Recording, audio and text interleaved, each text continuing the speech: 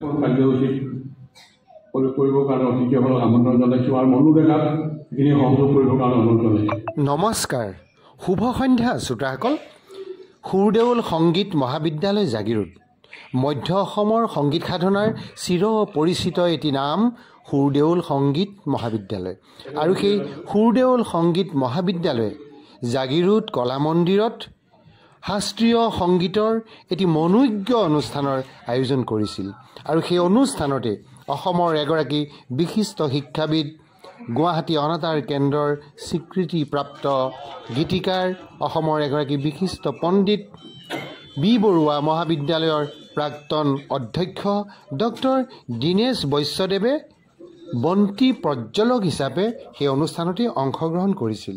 আৰু তেখেতে বন্তি প্ৰজ্বলক হিচাপে দিয়া ভাষণ প্ৰসংগত বৰ্তমান অসমৰ সংগীত জগত, অসমৰ শিল্পীসকলৰ বিষয়ে কি কৈছিল এবাৰ শুনকচোন। কথা কোৱাৰ উচিত নহয়, আচলতে সকলোৱে গান শুনিবলৈ আছে। যিগৰাকী মহিয়সী নাৰীৰ স্মৰণত আজি শাস্ত্ৰীয় সংগীতৰ সন্ধিয়া জাগিৰোডত অনুষ্ঠিত কৰা হৈছে। তেখেতৰ পৰিয়ালটোৰ সৈতে মোৰ চিনাকি আছে, বিশেষকৈ তেখেতৰ এগৰাকী ছোৱালী ডক্টৰ পুলি শইকীয়াৰ লগত আমাৰ ঘৰুৱা সম্পৰ্ক, বিশেষকৈ মোৰ জোঁৱাই আৰু মোৰ ছোৱালী। মই চাগে একমাত্ৰ মানুহ অসমত যিয়ে সংগীতৰ জগতখনক ধাৰাসাৰ সমালোচনা কৰোঁ। দুআষাৰ আজিও ক'বলৈ মন গৈছে। মোৰ পৰিবাৰ গায়িকা, গান ভাল পাওঁ কাৰণে বিয়া কৰাইছিলোঁ। গানে আমাৰ প্ৰেম আছিল। মোৰ একমাত্ৰ ছোৱালীজনী যেতিয়া হ'ল, তেতিয়া তাইক স্কুলত দিলোঁ। স্কুলত দিয়াৰ পিছত ক'লোঁ যে চব আমাৰ লগৰবিলাকৰ চবৰে doctor, engineer, professor, IAS officer ইত্যাদি হোৱাৰ কথা কয়। মই কৈছোঁ তোক এইবিলাক একো হ'বলৈ নকওঁ, মাৰৰ দৰে গায়িকা হ'ব লাগিব। আৰু তাই হ'ল। তাইক পঢ়াবলৈ মই একো পইচা খৰচ কৰা নাই। চৰকাৰী স্কুলতে পঢ়িছে, চৰকাৰী কলেজত, কটন কলেজত পঢ়িছে, গুৱাহাটী বিশ্ববিদ্যালয়ত পঢ়িছে। তাইক গান শিকাবলৈ মই অক্লান্ত পৰিশ্ৰম কৰিছোঁ। কলিকতালৈ লৈ যাওঁ, কলিকতাত মই আছাম হাউচত থাকোঁ, তাইক গুৰুগৃহত থাকোঁ, ফ্লাইটত লৈ যাওঁ, ফ্লাইটত লৈ আহোঁ। তাত পইচা দিব লাগে গুৰুগৃহত থকাৰ। আটাইতকৈ বেছি টকা মই গান শিকিবলৈ শিকাইছোঁ। হয়, তাই কটন কলেজ, গুৱাহাটী বিশ্ববিদ্যালয়, ইণ্টাৰ ইউনিভাৰ্চিটি চবতে শ্ৰেষ্ঠ গায়িকা হৈছে। ক্লাছিকেলত মাকৰ দৰে মাকৰ হৈছিল, তাই হৈছে। এতিয়া মই ভাবোঁ যে মোৰ সেই সিদ্ধান্ত ভুল আছিল। তাইক doctor, engineer, professor, IAS officer এইবিলাক কৰা হ'লে ভাল আছিল। কাৰণ মোৰ বন্ধু আমাৰ হোষ্টেলমেট তৰুণ তালুকদাৰ আছে। এটা শব্দ মই সংগীতৰ ক্ষেত্ৰত বেয়া কৰোঁ, ভালগাৰিজিম। ভালগাৰিজিম শব্দটোৰ অসমীয়া প্ৰতিশব্দ হ'ল, অসমীয়া শব্দটো হ'ল অশ্লীল, অমাৰ্জিত আৰু অসভ্য। আজিৰ তাৰিখত অসমীয়া যি জনপ্ৰিয় সংগীতৰ ধাৰা, অতি জনপ্ৰিয়, ধনাঢ্য বৰ্ণাঢ্য, সেইটো অশ্লীল, অমাৰ্জিত আৰু অসভ্য সংগীতৰ ধাৰা। নহ'লে হাজাৰৰ ঘৰত মানুহে গান শুনিবলৈ যায়, কেতিয়াবা লাখৰ ঘৰতো যায় বুলি শুনিছোঁ, বিহু ফাংচনবিলাকত। আৰু গান শুনিবলৈ যোৱা একাংশ ডিচেম্বৰ মাহত বোকাত নাচে। যদি সংগীত তেনেকুৱা হ'ব পাৰে, সেই সংগীত শিকাটো পাপ, সেই সংগীত শুনাটোও পাপ। অশ্লীল সংগীত। মই যেতিয়া বি বৰুৱা কলেজৰ প্ৰিন্সিপাল হৈ আছিলোঁ, তেওঁৰ এগৰাকী বিখ্যাত গায়কক মই কলেজত সোমাব দিয়া নাছিলোঁ। সেইকাৰণে সোমাব দিয়া নাছিলোঁ কলেজৰ কোনো পাৰ্মিশ্যন নলয় গোটেইখন গুৱাহাটীত চাইনবোৰ্ড লগাই দিছিল ইমান তাৰিখে মই বি.বৰুৱা কলেজত গান গাই। এইটো স্পৰ্ধা বিলংছ টু বি কয় he was a student of that college. এইটো স্পৰ্ধা যদি এগৰাকী শিল্পীয়ে স্পৰ্ধা নিশিকে কি সাধাৰণ মানুহে শিকিব, অশিক্ষিত মানুহে শিকিব। আন এটা কথা ক'ম মই, সেয়া হ'ল শাস্ত্ৰীয় সংগীত। আজি মোৰ পৰিয়ালটো উঠি আহিছোঁ ইয়াতে শাস্ত্ৰীয় সংগীতৰ কাৰণে। বিদ্যুৎ মিশ্ৰ আছে, তেওঁৰ দেউতাক আছে, মাক আছে, তেখেতে শতবৰ্ষ বয়সৰ লোক, তেওঁলোকে শাস্ত্ৰীয় সংগীতৰ লগত জড়িত হৈ আছে। মই যেতিয়া মোৰ ছোৱালীক কলিকতাত গান শিকাইছিলোঁ, পণ্ডিত সমৰেশ চৌধুৰীৰ ঘৰত তেওঁ গান শিকিছিল। পণ্ডিত সমৰেশ চৌধুৰী হ'ল পণ্ডিত ৰবিশংকৰৰ শিষ্য। পণ্ডিত সমৰেশ চৌধুৰীয়ে কয় তেওঁ ৰবিশংকৰৰ শিষ্যত্ব ল'বলৈ 3 বছৰ দিল্লীলৈ অহা যোৱা কৰিছে, শিষ্যত্ব পোৱা নাই। আৰু এদিন তেওঁৰ ৰেৱাজ কৰি হোষ্টেলত সমৰেশ চৌধুৰীৰ ৰেৱাজ যদি গৈছে, আজি তোমাক নাৰা বান্ধি দিম, তাৰমানে আজি তোমাক শিষ্যত্ব দিম। মোৰ ছোৱালী ৰবিশংকৰৰ লগতো গান গাইছে কলিকতাত। সেই ফাংচনতে এটা ঘটনা ঘটিছিল। পণ্ডিত ৰবিশংকৰ আমেৰিকাত থাকে। তেওঁ আহি সমৰেশ চৌধুৰীক ক'লে, সমৰেশ তোমাৰ পাঞ্জাৱীটো ইমান ভাল লাগিছে, বঢ়িয়া কবিতা, ক'ত কিনিছা? কলিকতাত শুনিছোঁ গুৰুজী। এই যে ক'লে, পিছদিনাখন পণ্ডিত ৰবিশংকৰ আমেৰিকালৈ যাব ৰাতিপুৱাই কলিকতাৰ পৰা। এই যে ক'লে ৰাতি 10টা বজাত সমৰেশ চৌধুৰী কলিকতাৰ সেই দোকানী বিচাৰি উলিয়াই, দৰ্জী বিচাৰি উলিয়াই, একে ধৰণৰ কুৰ্তা 3টা চিলাই ৰাতিপুৱা 6টা বজাত এয়াৰপৰ্টত গৈ পণ্ডিত ৰবিশংকৰক দি আহিছে। শাস্ত্ৰীয় সংগীত সাধনা, তাত কোনো ভালগাৰিজমৰ স্থান নাই।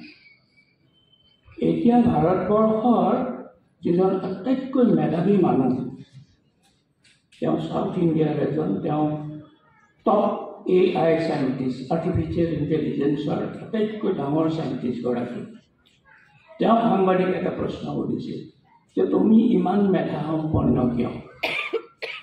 তেওঁ এটা কথা কৈছিল সাংবাদিকক যে মই যিখন স্কুলত পঢ়িছিলোঁ, সেইখন স্কুলত ৰাতিপুৱা 1 ঘণ্টা আমি সাৰেগামা গাবই লাগিব, মাষ্ট। এই যে সাৰেগামা গায়, সদায় সাৰেগামা, সদায় সাৰেগামা, এই সাৰেগামাই কি কৰে, এটা মগজুত এটা শক্তি দিয়ে, এটা ক্ষমতা দিয়ে, বৌদ্ধিক ক্ষমতা দিয়ে। আমি বহুতে ভাবোঁ গান গালে কি হ'ব? গান গোৱা মানুহজন তেওঁ আমাৰ ইয়াতে ডেপুটি কমিশ্যনাৰ আছে, সি মাইট বি এ ছিংগাৰ, তেওঁ গান গোৱা মানুহ হ'ব পাৰে, তেওঁ চিফ মিনিষ্টাৰ হ'ব পাৰে, তেওঁ প্ৰফেচাৰ হ'ব পাৰে, তেওঁ ভাইচ চেঞ্চেলৰ হ'ব পাৰে, তেওঁ যিকোনো মানুহ হ'ব পাৰে। সেই হ'বলৈ তেওঁ চাইণ্টিষ্ট হ'ব পাৰে। সেই হ'বলৈ তেওঁ যিটো ঠিক শক্তি দিয়ে, যি ক্ষমতা দিয়ে, সেই ক্ষমতাটো এই পৃথিৱীত একমাত্ৰ শাস্ত্ৰীয় সংগীতে দিব পাৰে। মই পৱন গগৈৰ লগত মোৰ বহুদিনীয়া পৰিচয়। মই তেওঁ ফেক্টৰী কলেজত আছিল, ডিমলীয়া কলেজত, আৰু আমাৰ ঘৰৰ লগতে এটা সম্পৰ্ক। মই অসম চৰকাৰৰ চৰকাৰী বিষয়া আছিলোঁ। তাৰপিছত মই বি.বৰুৱা কলেজত জইন কৰিলোঁ, বিষয়ৰ চাকৰি তেওঁ জাগিৰোডলৈ গুচি আহিল। সংগীতৰ ধাৰাটোক লৈ সম্ভৱ মোৰ ৱাইফৰ লগত তেওঁলোকে মাদ্ৰাজলৈ গৈছিল নে বম্বেলৈ গৈছিল, all India inter university youth ফেষ্টিভেলত, তেনেকৈ আমাৰ সম্পৰ্ক। But he is an asset to Jagiroad. মনত ৰাখিব আপোনালোকে, Pawan Gogoi is an asset to Jagiroad. মই তেওঁক সোধোঁ, আপুনি মৰাৰ পিছত কি হ'ব? এতিয়া কৈছে মই মৰাৰ পিছত আৰু মানুহ ৰাখিছোঁ, ইয়াতে থিয় কৰাইছে নহয়, তেওঁ যদি মৰে কোন কোন থাকিব? মানুহ থিয় কৰাই দিছে। চ' পৱন গগৈক ধন্যবাদ দিছোঁ, আন্তৰিক ধন্যবাদ দিছোঁ। আপোনালোকক যিসকলে এই অনুষ্ঠানৰ লগত জড়িত হৈ আছে, মই খুব কম অনুষ্ঠান দেখিছোঁ ইমান ধুনীয়াকৈ ঘৰ দুৱাৰ সাজি, ইমান ল'ৰা ছোৱালীয়ে গান শিকা। এতিয়া জাগিৰোডতে চিটি নাও কৈছে, বাতৰি কাকতত পঢ়িছোঁ, এইখন চিটি হ'বলৈ গৈ গৈছে। এই চিটিৰ যিটো সম্পৰ্কহীনতা, চিঠিৰ যিটো চেতনাহীনতা, এইবোৰ ইতিমধ্যে আহিছে। এটা কোনো পৰিয়াল ভিত্তিক কোনো সম্পৰ্ক নাথাকিব। এই সংগীতৰ স্কুলখনে এইটো ধৰি ৰাখিব। আৰু জাগিৰোডৰ ল'ৰা ছোৱালী যদি কেতিয়াবা খুব বিশ্ববিখ্যাত বিজ্ঞানী হয়, ক'ৰবাত আৰু বহুত ডাঙৰ মানুহ হয়, এই স্কুলৰ পৰাই যায় হ'ব। মই আৰু একো ক'বলৈ নাই। এইখিনিকে কৈ আৰু বিশেষকৈ এইখন শাস্ত্ৰীয় সংগীতত মোক এগৰাকী বিশিষ্ট মহিয়সী মহিলাক মাল্যাৰ্পণ কৰিব পৰাৰ কাৰণে মই ধন্য মানিছোঁ আৰু আপোনালোকৰ আটাইকে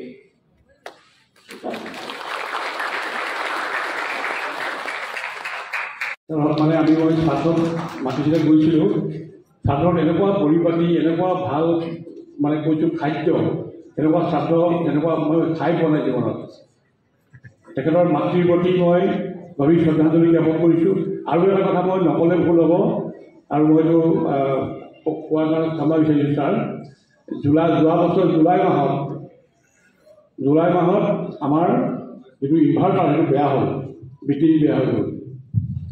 মই যেতিয়া জিলাধিপতি হিচাপে কমিশ্যনাৰ হিচাপে তেখেতক মই ফোনত ক'লোঁ যে আপুনি মোক আপোনাৰ যিটো ফাণ্ড আছে ডিষ্ট্ৰিক্ট কমিশ্যনাৰৰ ফাণ্ডৰ পৰা এটা বেটেৰী দিব পাৰিব নেকি, বা এটা জেনেৰেটৰ দিব পাৰিব নেকি। মই এইটো জেনেৰেটৰৰ দাম নাজানো। তাৰ মোক সুধিলে কিমান পৰিব, ক'লো 50-60 হাজাৰ টকা পৰিব পাৰে। তাৰপিছত তেতিয়া ক'লে নহয়, মই অফিচৰ পৰা নিলেও মই নিজে ব্যক্তিগতভাৱে দিম, নিজে দিব। কৈছে যে মই বছৰে পিতৃৰ নামত মই বছৰীয়া কাৰোবাক 2,000 দিওঁ। গতিকে আমাৰ অনুষ্ঠান আছে। আজি মই তেখেতৰ পিতৃৰ প্ৰতি গভীৰ শ্ৰদ্ধাৰে স্মৰণ কৰিছোঁ। তেখেতৰ আত্মা গোটেই থাকক, শান্তিত থাকক। তাৰপিছত আৰু আছে, মই কৈছোঁৱেই যে সুৰদৌল সংগীত মহাবিদ্যালয় বুলি নহয়, এইটো গোটেই অঞ্চলৰ। মই সঁচাকৈ মই অন্তৰৰ পৰা ক'ব পাৰোঁ, মোৰ আজি বোলে আমি 17 চবলৈ গৈ আছোঁ, কিন্তু ইমান ডাইনেমিক, ইমান পজিটিভ, ইমান ষ্ট্ৰং মাইণ্ডেড আমি লগ পোৱা নাই। আটাইতকৈ ডাঙৰ এটা কথা আপোনাৰ মনত ৰাখিব, সি এটা মানে কি ক'লে ভাল হ'ব, জুৱেল বুলি যাক ক'ব পাৰি, এতিয়া স্পেচিয়েলি ফৰ কেঞ্চাৰ, মানে service to the cancer patient. Cancer ৱৰ্ল্ডৰ এগৰাকী মানে কি বুলি ক'ম আৰু ব্যক্তিগমী বুলি কৈছোঁ, ব্যক্তিগমী এগৰাকী মানে নেতা বুলি কৈছোঁ। এতিয়া মই তেখেতক আদৰণি জনাবৰ কাৰণে আমাৰ অনুষ্ঠানলৈ আহিছে আৰু তেখেতক অন্তৰৰ পৰা সম্বৰ্ধনাও জনাইছোঁ। এই গোটেই যিটো জীৱন শিক্ষা জনাবৰ কাৰণে মই সবিতা বৰা আমাৰ এসময়ৰ কলেজৰ ছাত্ৰী আছিল। এই সবিতা বৰাৰ ল'ৰা ছোৱালী দুয়োটা আমাৰ সুৰদৌলত পঢ়িছিলে আৰ্টত। সবিতা বৰাৰ সন্তানে প্ৰথম বিভাগত বংগীয় সংগীত পৰিষদৰ পৰা অংকন কলাৰ ডিপ্ল'মা লৈছে। আৰু এটা ভাল খবৰ, তেওঁৰ কাৰণে এটা সাঁচনি বজাব লাগিব। আমাৰ ইয়াৰ অঞ্চলৰ পৰা মানে এই বছৰ ACS পাইছে। তাৰ নাম হ'ল Himangshu Bora, ex student of Surdoul Sangeet Mahavidyalaya. We are proud of this type of students. আৰু বহুত ল'ৰা ছোৱালী আছে, বহুত সুনাম কৰিছে। আমাৰ আৰ্টৰ ছোৱালী গৈ লণ্ডনত এটা ইণ্টাৰনেশ্যনেল শিকাৰ হৈছে আৰ্টৰ কাৰণে। শ্ৰী লতা উপাধ্যায়, ডাক্তৰ নন্দলাল উপাধ্যায়।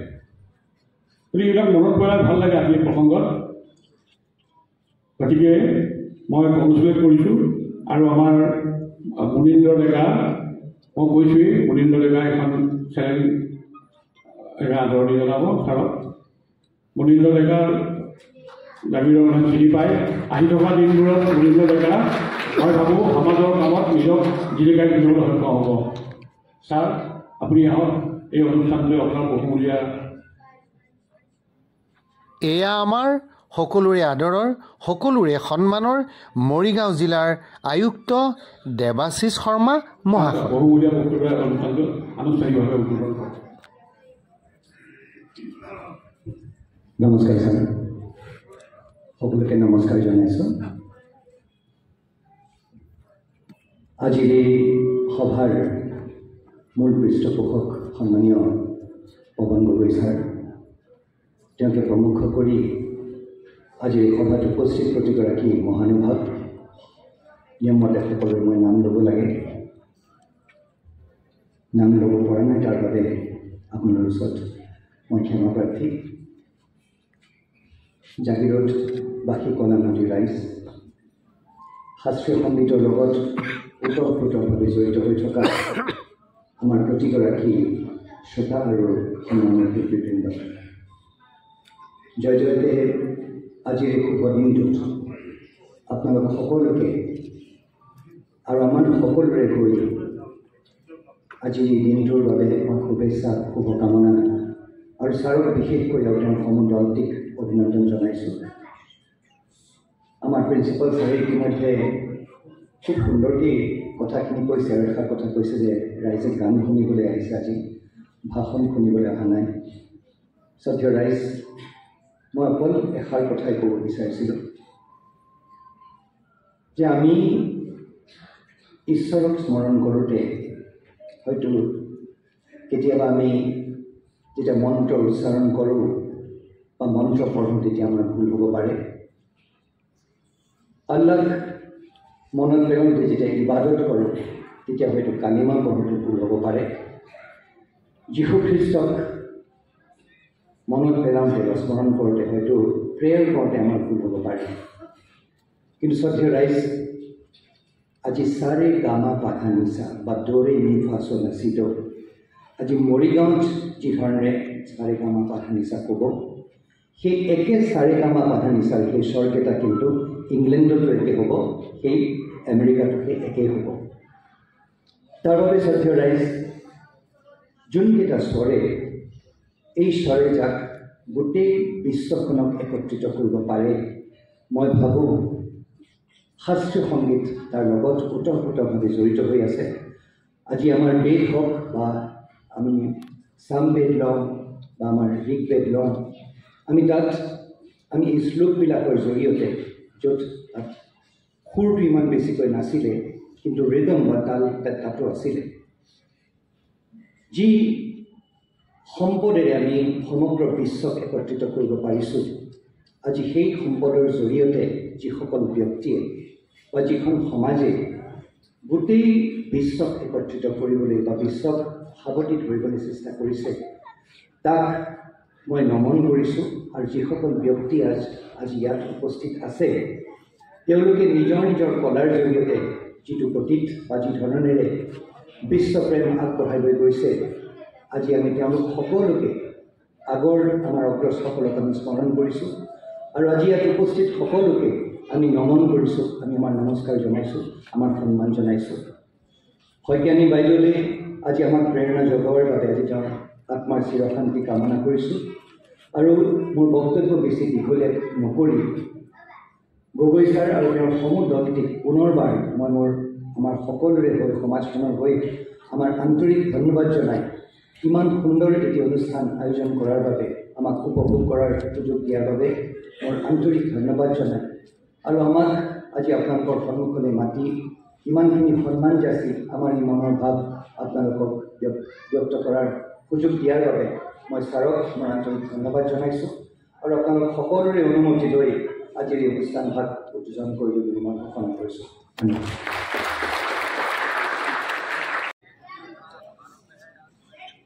শ্ৰদ্ধাৰ আমন্ত্ৰিত অতিথিবৃন্দ আৰু শ্ৰদ্ধাৰ ৰাইজ, সূৰ্যদয় সংগীত মহাবিদ্যালয়ৰ দ্বাৰা আয়োজিত ৰেণু শইকীয়া সোঁৱৰণী শাস্ত্ৰীয় সংগীতানুষ্ঠানলৈ আপোনালোক সদৌজনকে সাদৰ সম্ভাষণ জনাইছে। গীত, বাদ্য আৰু নৃত্যৰ সমাহাৰকে সাধাৰণতে সংগীত বুলি কোৱা হয়। এই সংগীতৰ আৰম্ভণি কেতিয়া হৈছিল সেয়া কোৱা সম্ভৱ নহয়। মানৱ জাতিয়ে হয়তো বিকাশৰ আৰম্ভণিৰে পৰা অন্তৰৰ আবেগ অনুভূতি, হৰ্ষ বিষাদ আদি প্ৰকাশ কৰিবলৈ গীত, বাদ্য আৰু নৃত্যৰ ব্যৱহাৰ কৰি আহিছে। ভাৰতীয় সমাজ ব্যৱস্থাত মানসিক আৰু আধ্যাত্মিক বিকাশত প্ৰাচীন কালৰ পৰা সংগীতে এক গুৰুত্বপূৰ্ণ ভূমিকা পালন কৰি আহিছে। সংগীত কেৱল মনোৰঞ্জনৰ মাধ্যমেই নহয়, এয়া এক প্ৰেৰণা, এক চেতনা, মুমূৰ্ষুজনৰ হৃদয়কন্ত্ৰী জাগৰণৰ এক মাধ্যম, লাঞ্ছিত, শোষিত আৰু নিপীড়িতজনৰ মুক্তিৰ বাণী। চেতনাহীনৰ পুষ্প হৃদয়ৰ সৃষ্টিৰ কঠীয়া তুলি আহকচোন সূৰ্য সংগীত মহাবিদ্যালয়ৰ দ্বাৰা আয়োজিত ৰেণু শইকীয়া সোঁৱৰণী শাস্ত্ৰীয় সংগীতানুষ্ঠানটি আমি সকলোৱে কিছু সময়ৰ বাবে আমাৰ সকলো কৰ্মব্যস্ততা পাহৰি একেলগে উপভোগ কৰোঁ। আজিৰ এই শাস্ত্ৰীয় সংগীতানুষ্ঠানৰ প্ৰথম অনুষ্ঠান হৈছে এটি খেয়াল ৰাগ ভূপালী আশ্ৰিত।